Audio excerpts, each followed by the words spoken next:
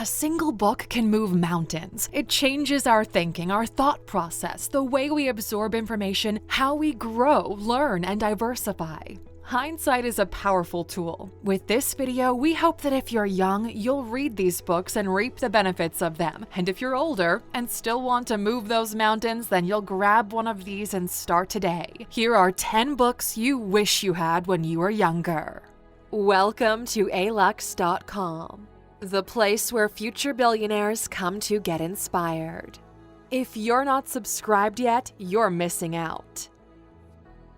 Number 1. Don't fucking panic. The shit they didn't tell you in therapy about anxiety disorder, panic attacks, and depression by Kelsey Darragh.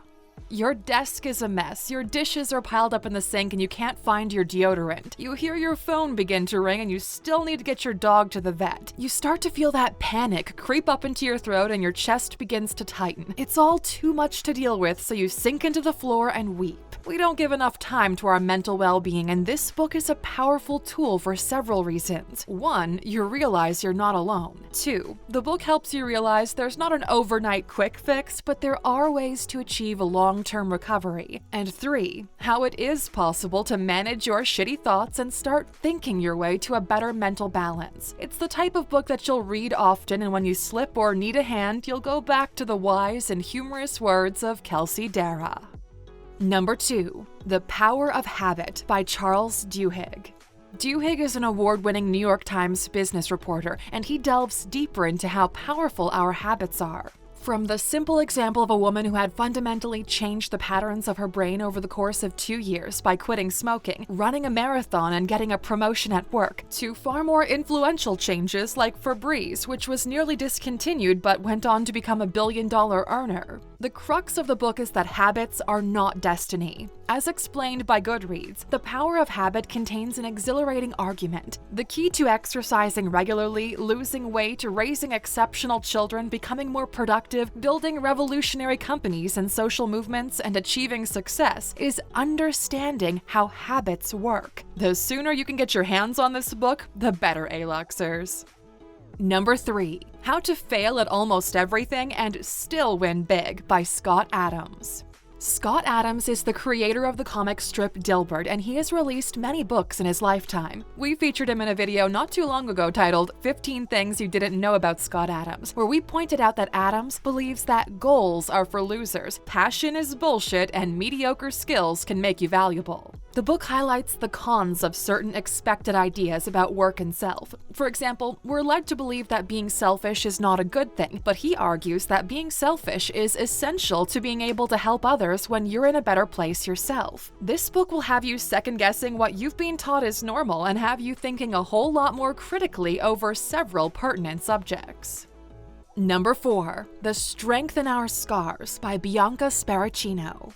Every single one of us has been through traumatic experiences, a bad breakup, losing a loved one, being the victim of sexual assault, and we all wear our scars differently. This book is a testament to the fact that regardless of where you are on your healing journey, you are strong. As reviewed by one reader, Natalie Romano, this is the book I didn't know I needed. Reading it is like getting a hug from a friend. And remember, Aluxers, all of these books are available on Audible, and we've got a free download waiting just for you. Go to alux.com/freebook and our friends at Audible will hook you up. This book is beautifully narrated by Rachel L. Jacobs and is a 2-hour, 10-minute listen, nice and short.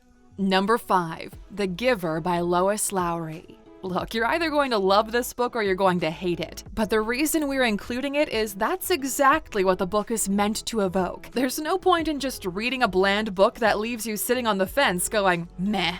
You want to be challenged, you want to think critically, and you want to hash it out with others. The focus in this book is on 12-year-old Jonas, who lives in what appears to be an ideal world, but it's colorless, encourages conformity and simple contentment. When he becomes the receiver of memory, he realizes just how fragile his community is. Before you rush out and watch the movie version of the book, we implore you to read the novel first. As well done as the movie is, there are certain aspects that don't come across too clearly.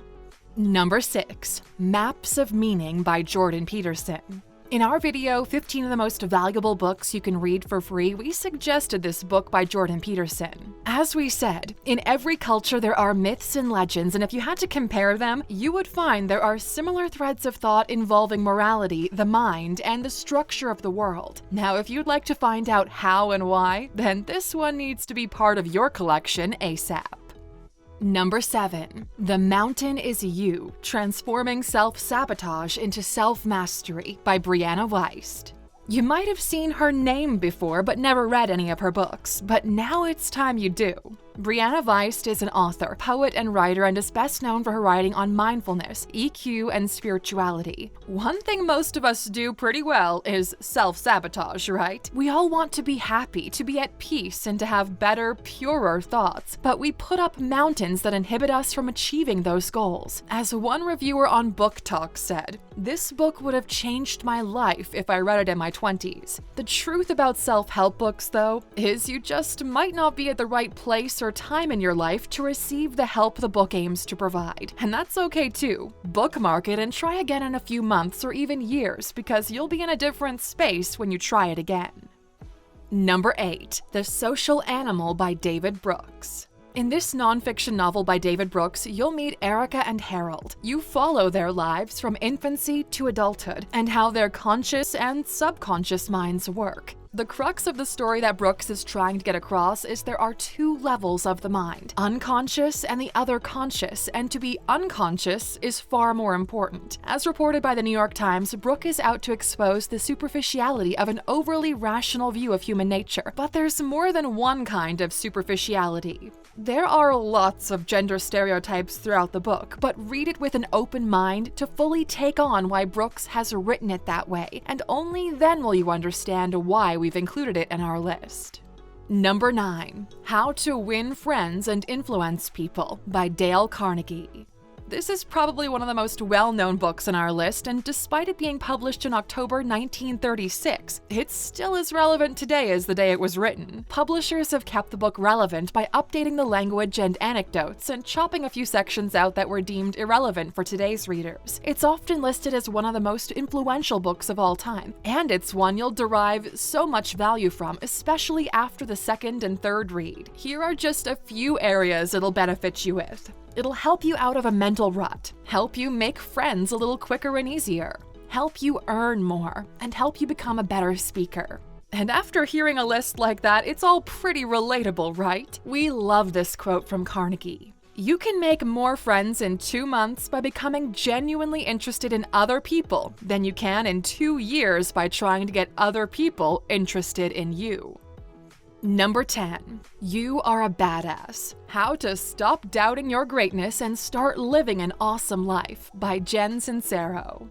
This was a #1 New York Times bestseller, and it's easy to see why. Author Jen Sincero is not afraid to tell it like it is. She swears, calls a spade a f***ing spade, and makes you realize why you are the way you are.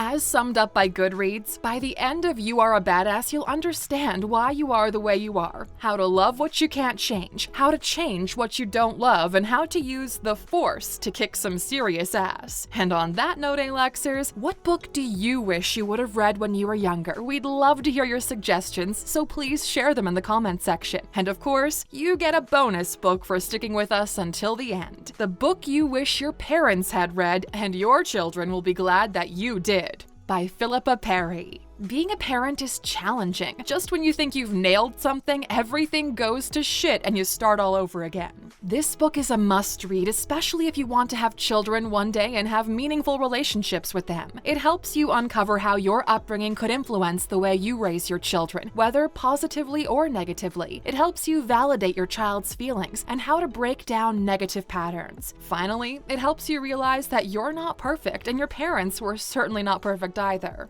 Mistakes happen, and it's how we manage those mistakes that can lead us to being better parents, and then our children to be better parents. And you can see how this pattern is unfolding, right, Aluxers? We'll shut the chapter for today and open up a new one tomorrow. Remember to like, subscribe, and hit that bell icon to keep in touch with us.